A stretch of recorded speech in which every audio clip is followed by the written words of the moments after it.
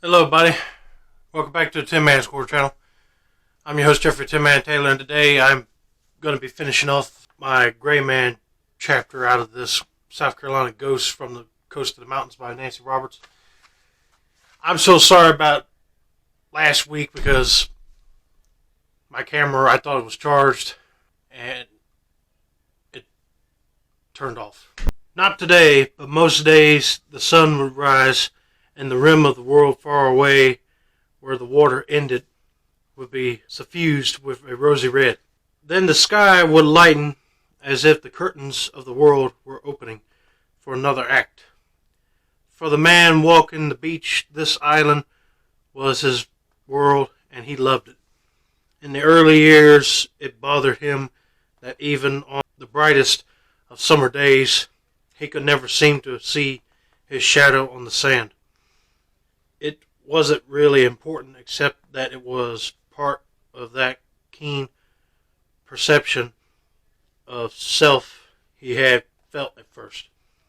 There had been vivid memories of family, the taste of foods, voices he loved, and sometimes, when he was especially lucky, the way her face had felt beneath his fingertips as he touched it gently. Later, it was a struggle to recall events and people. So much eluded him now except for the sense of his mission, and that was still strong within him year after year. It was a magnet drawing him toward the houses, and out of them he would choose just one.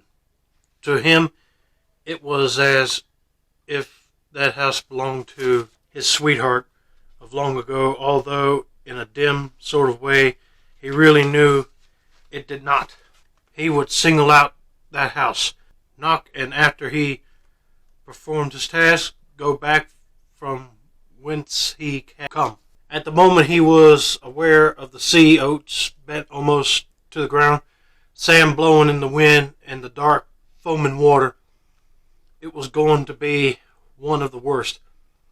He thought as he looked toward the sea, she would be at her wildest and most savage soon.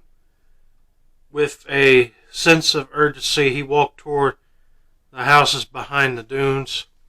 He remembered the girl in the bright red jacket he had watched walking on the beach the afternoon before. Where had she gone? What house did she live in? Now he was beginning to live, to feel elated just as he always did when a storm was on the way. From a distance, there was an almost youthful look to him as he strode along beside the pounding surf. For a brief moment, he thought about a time long ago, about a race and his horse falling under him. He recalled wet, devouring sand all around him. There was a vague sense of horror before the scene faded, and mercifully he remembered no more. He stood upon one of the dunes in the driving rain, trying to decide which house belonged to the girl in the red jacket. Suddenly he was sure his uncanny sense of direction was working. He would find her. Clouds of rain and wind-borne mist bellowed about him as he strode along with a steady, purposeful gait. Jacqueline, awakened by the howling of the wind, lay wide-eyed in the darkness, listening to the fury of the storm. She was not frightened, for she had been through many storms on the island. I don't know if I would take it. I'll be trying to get the next flight out. Rather, she was thinking about the man on the beach. Who was he? Why did he seem to be following her? For the first time, she wished that her family was here. The noises of the old house grew greater in the response to the mounting wind, and the pounding surf was a dark obbligato to the clattered shutters and air whistling through the cracks. Around the windows, beach houses were never built to be right, and the wind explored every crevice. She recalled the time her father had urged the family out of the house one afternoon in a storm, how the bushes had lashed at their bare legs and arms as they raced for the car, and and then the drive to the mainland in a torrential rain. Surely it would be better just to stay on the island.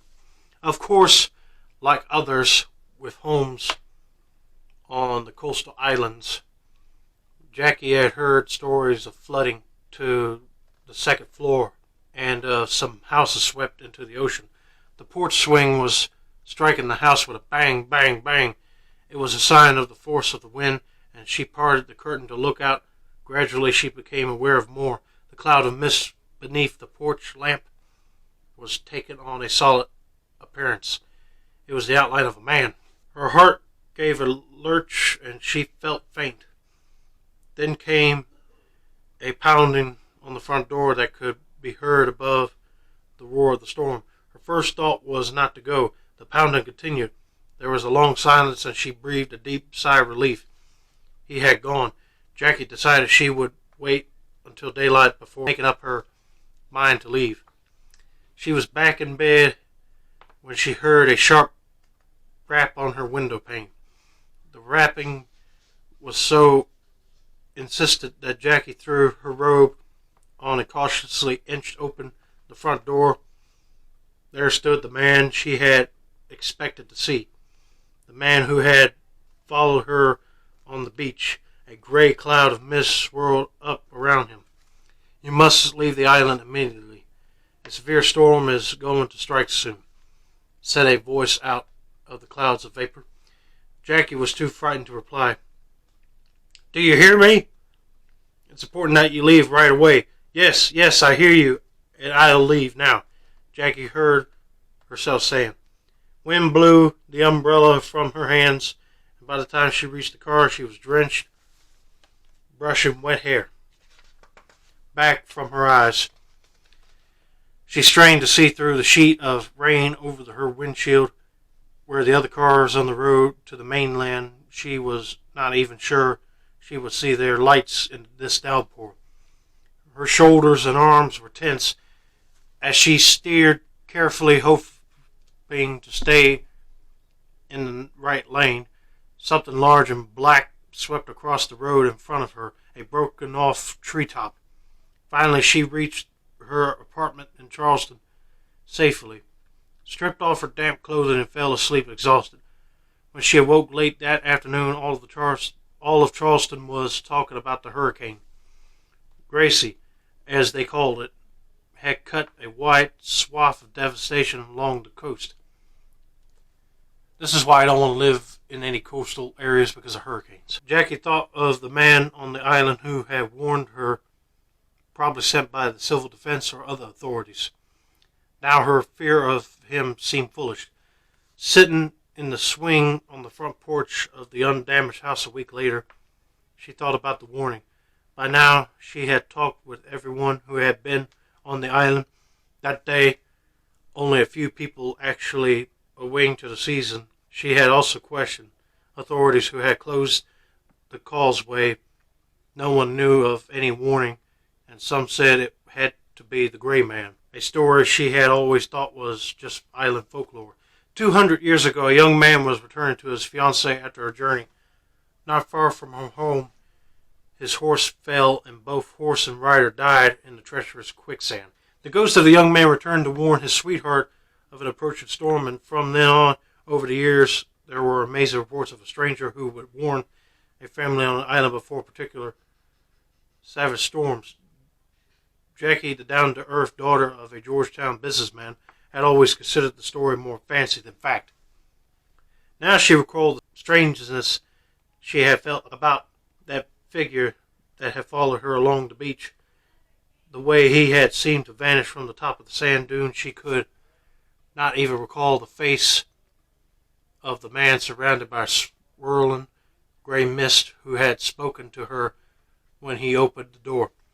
Her skepticism wavered, flickered like a candle flame in the wind, and was gone. Jacqueline Ashley was sure that she had seen the Gray Man. I'm glad that there was a spirit there to warn people about storms coming to the island. But I'm sorry that the guy that going to see his fiancée died by quicksand with his horse. She thought it was nothing but folklore, but she experienced it for herself. She changed her mind on that. I mean, hey, I would. But anyway, I hope you guys enjoyed this ghost book reading video. Don't forget to like, subscribe, turn on post notifications for more book reading content like this. This has been another successful installment of the Tin Man's Corner channel. I'm your host, Jeffrey Tin Man Taylor. I say that's a wrap, and have a nice day, y'all.